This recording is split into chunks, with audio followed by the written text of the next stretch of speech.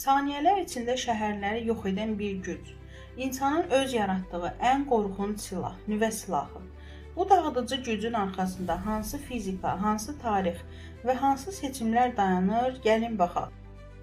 Nüvə bombası hazırlamaq üçün xüsusi radioaktiv maddə lazımdır. Ən çox istifadə edilənlər uran-235, plutonium-239-dur. Bu maddələrin nüvələri parçalandıqda çox güclü enerji ayrılır.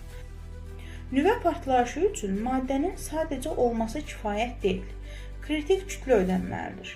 Kritik kütlə o həddir ki, bu kütlədə neytronlar yeni parçalanmalar yaratmaq üçün kifayət qədər çox olur. Neytron uran-235 nüvəsinə dəyir, nüvə parçalanır. 2 yüngül nüvə, 2-3 yeni neytron və enerji yaranır. Yaranan yeni neytronlar başqa 3 nüvəyə çırpılır. Sonra 9, sonra 27, sonra 81. Yəni zəncirvari reaksiya başlayır. Bu proses saniyənin milyardda biri qədər qısa bir vaxtda baş verir. Bəs necə olur ki, bu qədər böyük enerji ayrılır? Çünki parçalanan nüvənin hissəciklərinin kütlələri cəmi ilkin nüvənin kütləsindən biraz az olur. Yəni kütlə itirilir. Əslində isə itmir, enerjiyə çevrilir. Einstein bunu cəmi bir düsturla ifadə etdi. Y bərabər mc kvadratı.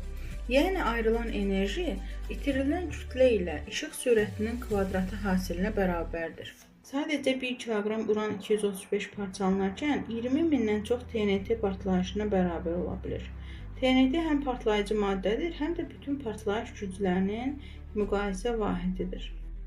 Nüvə reaksiyasının